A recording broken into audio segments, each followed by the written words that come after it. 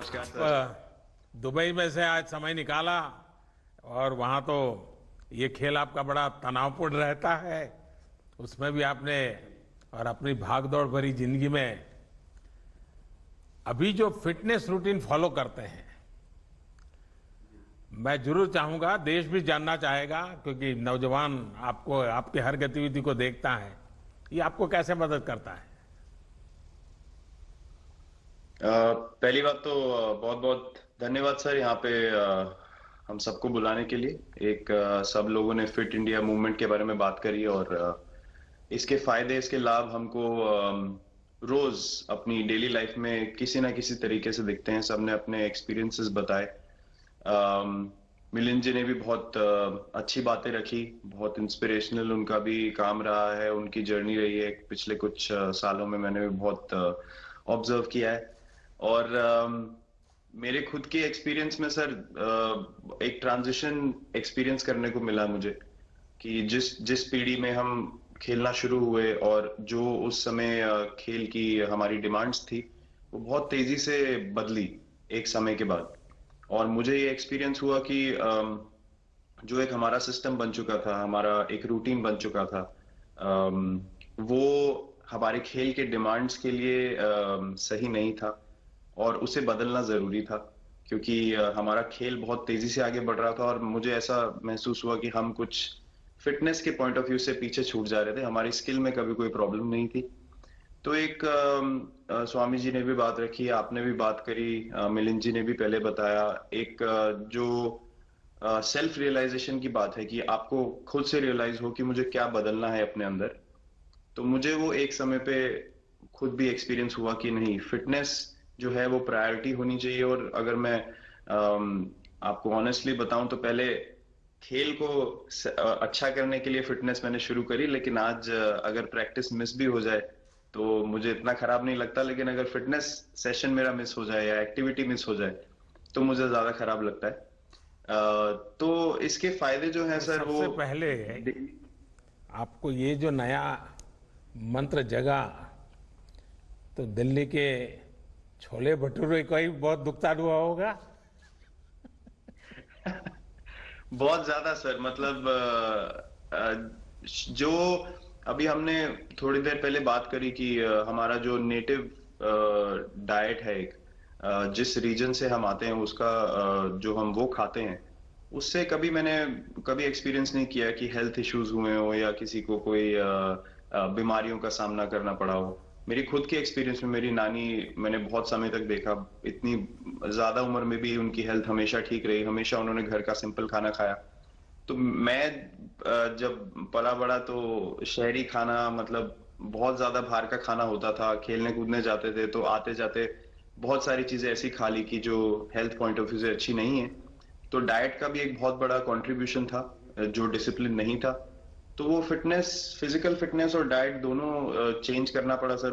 उसकी वजह से ही चेंजेस आने शुरू हुए। और मैं इस चीज से इसलिए रिलेट कर पाता हूँ क्योंकि जैसे हमारे खेल में चेंजेस आए, आज की लाइफ की भी डिमांड्स बहुत ज्यादा हो गई हैं, बहुत हेक्टिक हो गई है लाइफ। तो अगर हम अपनी फिटनेस को उस पेस के साथ नहीं रखेंगे, सिंक में नहीं रखेंगे, तो हम पीछे छूटते चले जाएंगे। तो अगर हम लोग अपनी फिटनेस को नहीं इंप्रूव करते तो हमारे खेल में भी आज हम बहुत पीछे छूटते चले जाते हैं। क्योंकि आप सिर्फ अपनी स्किल पे डिपेंड नहीं कर सकते, आपका जो मेंटल स्ट्रेंथ है, वो आपका शरीर कितना तंदुरुस्त है और आपका दिमाग कितना तंदुरुस्त है, उस दोनों का एक कॉम्बिनेशन साथ में चलता है। तो अगर मेरा शरीर सपोर्ट नहीं कर रहा है जो मेरा दिमाग सोच रहा है, तो मैं जो करना चाहता हूं मैं नहीं कर पाऊंगा।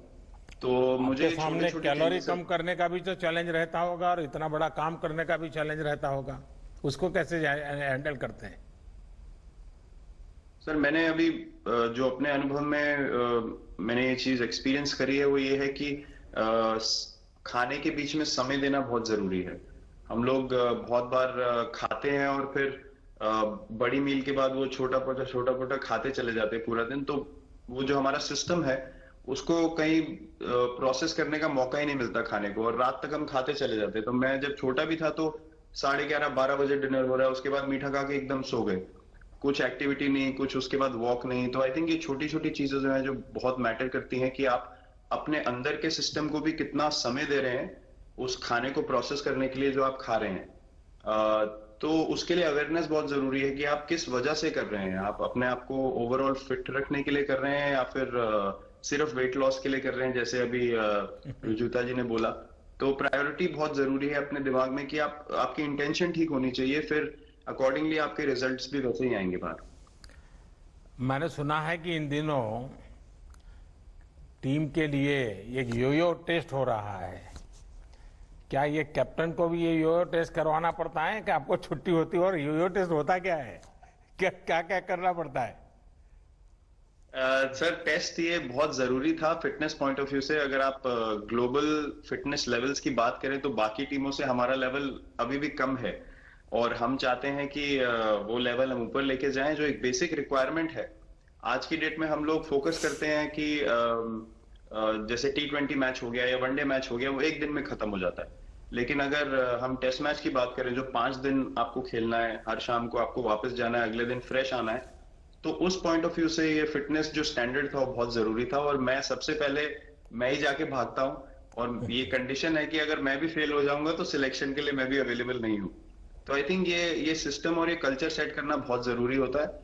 और उससे क्या होता है सर, ओवरऑल एक जो फिटनेस लेवल है टीम का बढ़ेगा। जैसे टेस्ट क्रिकेट में हमारा बहुत बार होता है कि आप थके हुए हैं, तीसरे दिन आके आपको, जैसे हमारे फास्ट बॉलर्स हैं आज की डेट में, वो दुनिया में सबसे ऊपर है, तो उनको अगर दूसरे तीसरे चौथे दिन आके वो एफर्ट डालना है फील्ड पे तो वो डाल सकते हैं। पहले क्या होता था, स्किल हमारे पास हमेशा से रही है, लेकिन शायद जो मैंने आपको बोला वो ट्रांजिशन मैंने जो एक्सपीरियंस किया, हम लोग वो जरूरी समय जो आता है जहां पे शरीर थक जाता है और टीम को आपकी जरूरत है, वहां पे परफॉर्मेंस जो है हमारी डिप हो जाती थी और दूसरी टीम जीत जाती थी।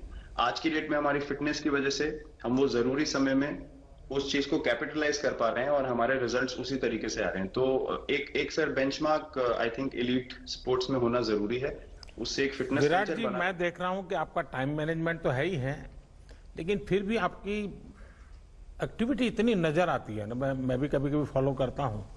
कभी थकान नहीं लगती क्या आपको? सर थकान अगर मैं ऑनेस्टली आपको बोलूं, थकान हर किसी को होती है। अगर आप फिजिकल एफर्ट करेंगे तो थकान होगी, लेकिन अगर आपका लाइफस्टाइल अच्छा है, अगर आप खा अच्छा रहे हैं, अगर आप फिटनेस रेगुलरली कर रहे हैं, आपकी रिकवरी अच्छी है, तो आपकी स्लीप अच्छी है, स्लीप पैटर्न्स अच्छे हैं, तो आपकी रिकवरी तेज होगी। तो अगर मैं थक रहा हूं और 1 मिनट में मैं दोबारा रेडी हो जा रहा हूं तो वो मेरा प्लस पॉइंट है। तो आई थिंक वो मैंने एक चीज एक्सपीरियंस करी जो बहुत जरूरी हो जाती है। आपका ओवरऑल लाइफस्टाइल कैसा है उसके ऊपर बहुत डिपेंड करता है। विराट जी, बहुत अच्छा लगा मुझे, और मैं आपको, अनुष्का जी को और आपके दोनों के परिवार को निकट भविष्य की शुभ घड़ी के लिए बहुत बहुत शुभकामनाएं देता हूं। धन्यवाद sir, thank you so much.